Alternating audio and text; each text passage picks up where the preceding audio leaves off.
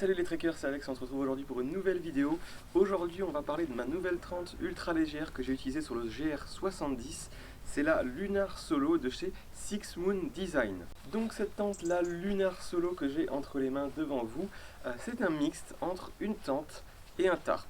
La tente tout le monde connaît, le tarp c'est vraiment une version ultra légère, on a juste une toile, sans arceaux, sans moustiquaire, etc. Donc là on est sur un mixte entre une tente et un tarp. Puisque là en fait c'est une tente sans arceau qui va venir se monter avec votre bâton de marche ou un piquet. Mais par contre il y a quand même le sol, la baignoire ce qu'on appelle, et une moustiquaire pour se protéger des éléments extérieurs. Elle est monoparoi et elle est faite pour 1,5 personnes, mais vous allez voir quand je vais vous la monter devant vous que c'est pour une personne mais avec beaucoup d'espace à l'intérieur. Pour acquérir cette tente, vous devrez débourser environ 280 €, ça dépend des sites, mais moi je l'ai pris chez Aventure Nordique, puisque c'est déjà en France, autrement il faut passer directement sur le site de Six Moon Design, et c'est pas en France, du coup vous avez des frais, etc. Donc 280 € environ pour acquérir cette Lunar Solo de chez SMD. On va passer tout de suite aux caractéristiques, puisque c'est pour ça que vous êtes ici. Le fabricant donne cette tente pour 740 grammes, donc moins d'un kilo, vous voyez c'est vraiment très intéressant. Moi j'ai fait ma pesée, donc la tente en elle-même avec son sac fait 675 grammes, plus ensuite les haubans et les sardines qui pèsent 160, donc j'arrive à peu près à 835 grammes. Là j'ai 835 grammes dans mes mains, donc ça reste très correct pour une tente sans arceaux, bien évidemment, c'est ça qui fait gagner le plus de poids. C'est une tente également 3 saisons, monoparoi comme je vous l'ai dit. En ce qui concerne son empreinte au sol, une fois qu'elle est montée, c'est 229 cm par 199 cm, donc 2,4 m² et un abside de 0,8 m². Pour ce qui est de la chambre intérieure, on est à 229 par 122 de large et 122-124 de hauteur sur plafond, donc c'est quand même assez conséquent comme hauteur sur plafond. Comme je vous l'ai dit tout à l'heure, elle est monoparoi, donc ça a ses avantages et ses inconvénients, on y reviendra après, c'est-à-dire qu'il n'y a pas de double toit, vous êtes à même le toit étanche. Elle n'est pas autoportante bien évidemment puisqu'elle n'a pas d'arceau, donc elle n'est pas autoportante. Si vous ne pouvez pas planter vos sardines, vous ne pourrez pas la monter. Mais on y reviendra dans les avantages et les inconvénients. En ce qui concerne sa taille pliée, le fabricant la donne pour 28 cm par 11,5 de diamètre. Après, vous voyez, on peut largement réduire tout ça. J'ai pas compressé là, mais on peut largement réduire sa taille une fois pliée. Pour les petits mordus de technique de tissu, il me semble qu'on est sur du 20 deniers en cils poly, donc silicone polyester. Donc c'est très bien puisque contrairement au silicone nylon, du cil nylon, ça ne se détend pas et ça n'absorbe pas l'eau. C'est-à-dire qu'une tente en cil nylon va se gorger d'eau et donc augmenter son poids. Là on est sur du silicone polyester qui n'absorbe pas l'eau, qui ne se détend pas. Donc c'est-à-dire que même s'il pleut, votre tente va garder ses 800 grammes. Donc ça c'est très important. Et c'est pourquoi j'ai choisi cette tente là, comparée à celle de chez Gossamer, qui est en cil poly, donc qui va absorber l'eau et se détendre avec l'humidité. Attention, information très importante, cette tente, donc la Lunar Solo de chez Six Moon Design, est vendue non étanchéifiée. C'est-à-dire que c'est vous ensuite qui devez étanchéifier les coutures avec du Sim Grip plus cil. C'est un produit, en fait c'est du silicone mélangé avec une pâte. Vous pouvez le faire aussi maison avec de l'eau et du silicone. Et vous venez l'appliquer sur les coutures. Pourquoi c'est pas fait? Parce qu'en fait c'est pas possible usinement, enfin mécaniquement avec les machines de le faire. Donc ils vous le demandent de le faire chez vous.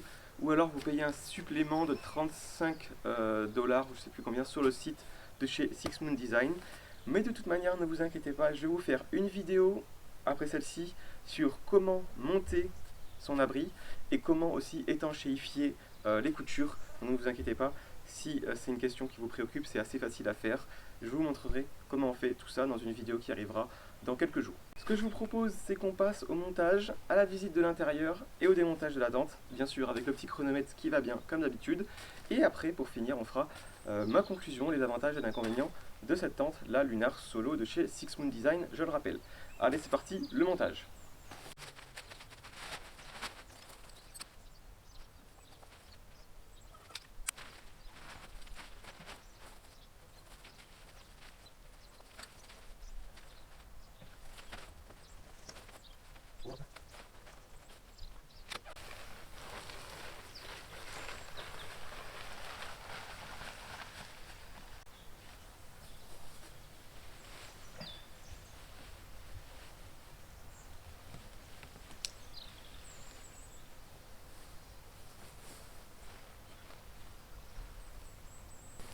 Voilà les amis, vous avez vu le montage, le petit chrono s'affiche ici. Si vous voulez après, avec de l'isolant pour fenêtre, vous pouvez venir passer dessous, ça sous la tente pour protéger en fait la baignoire de tout ce qui est cailloux, gravier, épines, etc. Là je vais pas le faire pour la vidéo, mais sachez que sur le GR110 tous les soirs, j'ai mis ma petite feuille de polycry sous la tente. Ça pèse 60 grammes, hein, c'est très très léger. Et ça vient protéger la tente du sol. Voilà. On va passer à la visite de l'intérieur, c'est parti.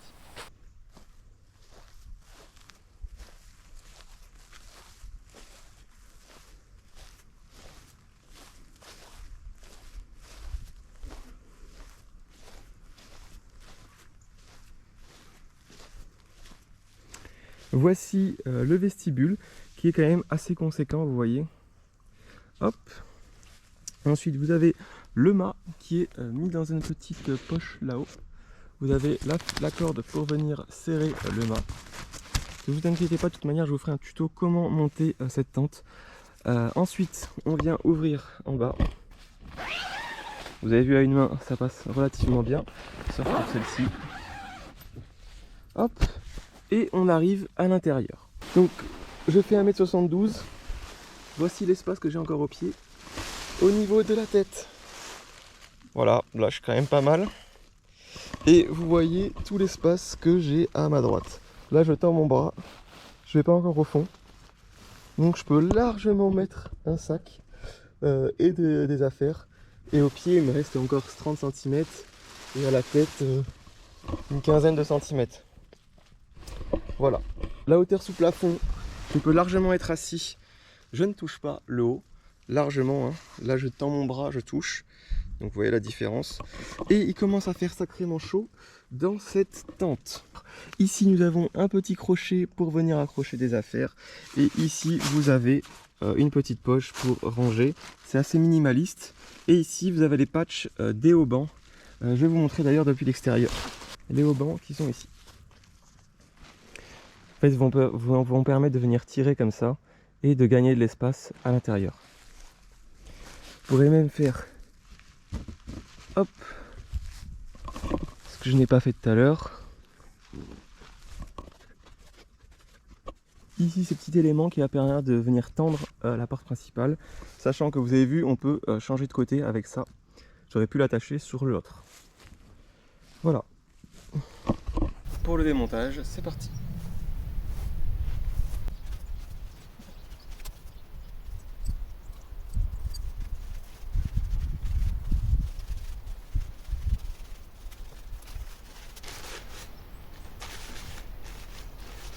Il ne reste plus qu'à ranger les sardines dans leur étui, mettre l'étui des sardines ici et on est bon.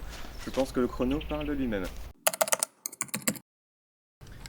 Pour la conclusion, je me suis fait un petit papier, vous m'en voudrez pas, ça ira plus vite.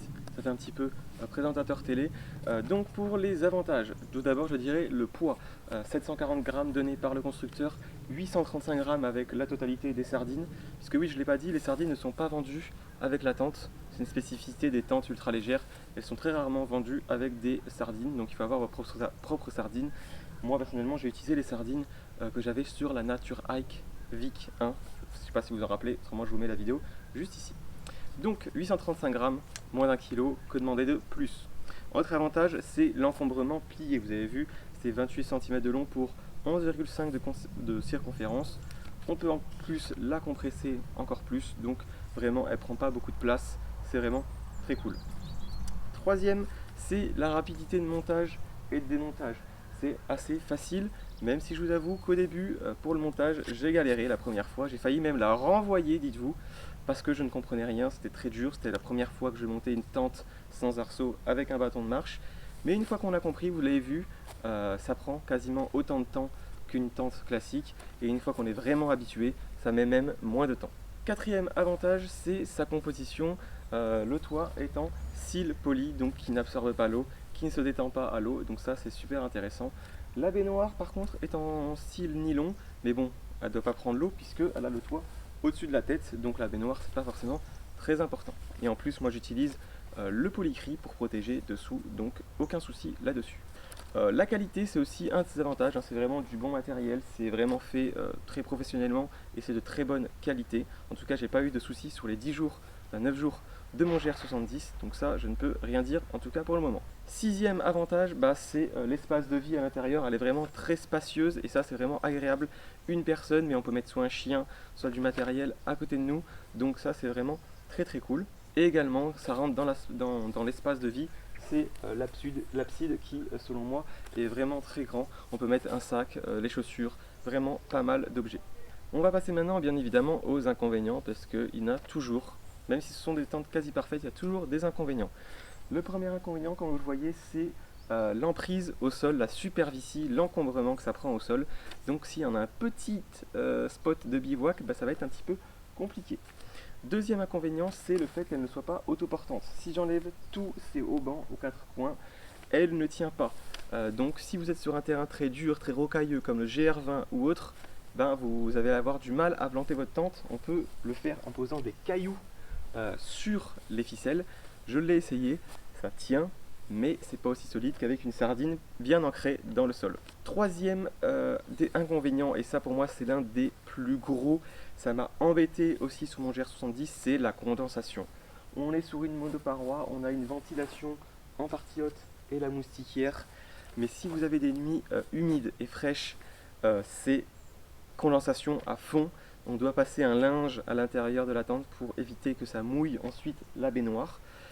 Un matin je ne l'ai pas fait, le soir quand j'ai déplié, tout mon sol était trempé. Donc ça veut dire que s'il y a 2 jours de pluie consécutifs, je ne sais pas comment on se débrouille, mais en tout cas il faut être très organisé et avoir du linge sec pour pouvoir éponger son sol, ou en tout cas vraiment ça c'est un gros problème. J'espère ne jamais avoir plusieurs jours de pluie consécutifs avec cette tente, c'est vraiment un de ses points faibles à mon goût. Comme je vous l'ai dit, c'est un petit inconvénient, mais ça se règle avec l'habitude, c'est le montage au début, on galère un petit peu, mais bon, vous vous entraînez dans votre jardin comme je l'ai fait, et quand vous arrivez sur votre GR ou votre Trek, normalement il n'y a plus de soucis. Autre inconvénient qui selon moi est aussi assez pénible, c'est le fait qu'elle soit vendue non étanchéifiée. Moi j'aime bien acheter un produit qui soit fini à 100%, que j'ai plus qu'à la pitcher au sol et à l'utiliser. Là j'ai dû la monter dans mon jardin en entraînant, passer le silicone pour l'étanchéifier et la laisser se reposer entre 6 et 24 heures. Donc vous voyez que c'est assez long.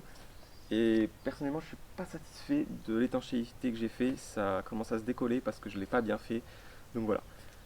J'ai pas eu de problème avec la pluie, mais en tout cas, je trouve que c'est pas super cool. Et on peut pas faire autrement après, mais en tout cas, on peut pas l'avoir étanchéifiée quand on l'achète. Voilà les amis, on arrive à la fin de cette vidéo. Si cette vidéo a été claire, vous a été utile, n'hésitez pas à laisser un pouce bleu. Si vous découvrez la chaîne et que cette vidéo vous a plu, je vous invite à regarder d'autres vidéos et à vous abonner.